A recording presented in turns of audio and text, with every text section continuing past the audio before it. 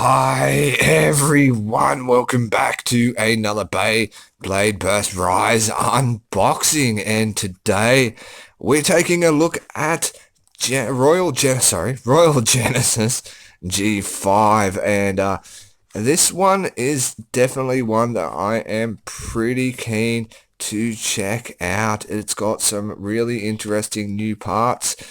So yeah, can't wait to have a better look at that. And let's start off on the front here. Admire him in his packaging because he looks pretty sweet. And same with that graphic up at the top right there. That's awesome, and probably one of my favorites so far. Let's go over to the back now for our parts listing. So we've got our Genesis chip here, which is a right spinning chip, and down below the energy layer, so our Royal energy layer, which is a stamina type. And then we've got the forge disc, which is D78 or swipe, and I think I'm getting that right. Swipe is what they're calling it. And then finally, we've got our performance tip, which is TH20, the Hypersphere version of hybrid. So yeah, some really awesome new parts there to have a look at. And then we've got our performance stat to finish off with, one for run time, which is a pretty low rating considering that it is a stamina type bay. And then we've got 5 for drop-in rate, and that'll be it for our packaging. Let's get this thing opened up and have a look at everything.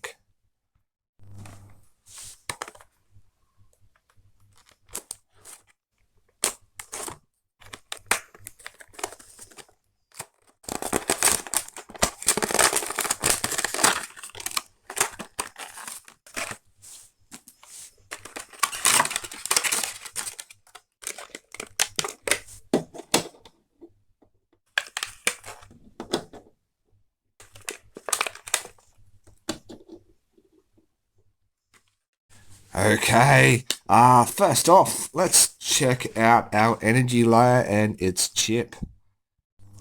And here we have our energy layer and chip.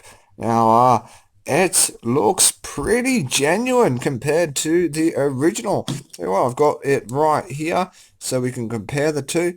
And as you can see, there is really not very much difference at all. If you want to get picky about it, they've just run that gold there on the outside of this section instead of the inside. But other than that, they've just gone with everything else and tried to include as much of that original paintwork as they possibly can. So yeah, good on them for doing that. Then of course our weight system here is made out of plastic, where on the original it is metal, but of course not removable because it is an infinite lock system bay. And Hasbro, which we all know, don't have that gimmick. So if you are unfamiliar, it's just a gimmick where the forge disc or the disc just continuously spins, and the only way to separate it from the layer is to hit these 2 points here when that red section is in full view through those gaps there, and then you are able to burst the bay. And yeah, of course we've just got a removable chip with the Hasbro one, which is pretty sweet because you can interchange the chips and make different type of royal bays. So you can make a Royal Apocalypse and so on and so forth.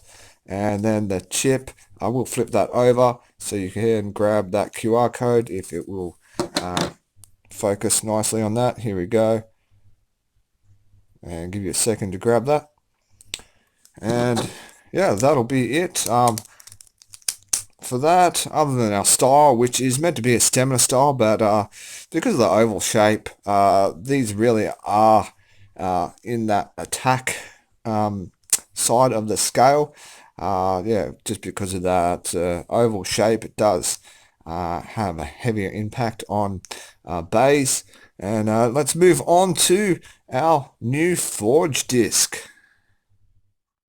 So our new forge disc is called Swipe, and This is meant to emulate the metal on the surround of our hybrid driver. So our Takiratomi hybrid driver here. And you can see the same design they've got going on this. But they've also included the design which reaches towards the center there on this forged disc. So giving us a lot more metal than what we actually get on the original. And that's going to be something that I'm interested to find out the weight difference of when we do add it to our Hypersphere performance tip, which I will do once we get past this little review bit. But yeah, pretty cool. And design-wise, is a stamina type, so it's very rounded and not much contact surface to it. And you can add a frame to it. So yeah, there's another thing that you can do that you can't with the original here. But of course, the original is an electric driver, so yeah, hard to compare the two in that department. And now let's move on to that performance tip. And here we have our Hypersphere version of hybrid, and I love how far they've gone with the design on this to make it look like the original as much as they possibly can, as well as converting it to a Hypersphere performance tip. So yeah, they've even got those little vents surrounding it there, and you can see we've got a teeth gripped section to it, so that's going to provide some nice movement. There is a small semi-curved surface here for it to run on as well, and that's nice and smooth. So yeah, that's going to give us a little bit of stamina. But yeah, I'm interested to see how this runs around the stadium. And yeah, good job, Hasbro, there with that design, and as well with that forged disc, because I am really liking what you've done. And let's piece this guy together and have a feel of those slopes before we weight some things up. Now let's get these parts together, and there we go. And oh, okay, well, geez, not as much resistance initially as I expected, and as well as the grip along those slopes there. It's moving pretty freely, and our angle doesn't seem like it's as steep as what we got with Prime Apocalypse, as well as the overall strength to these slopes.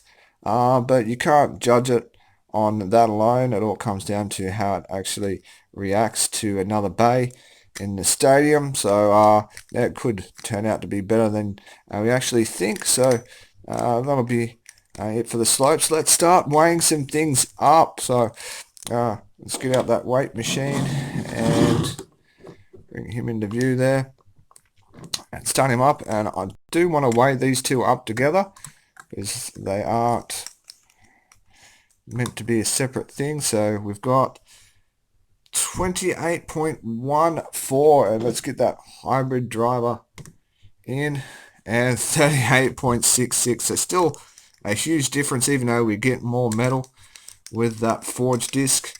And finally, the overall weight of the two bays against each other. So we're, wow, 39.48, so we didn't gain too much there, and I'm expecting this to be quite a large difference. Well, almost double the weight, so 64.82. Well, there you go.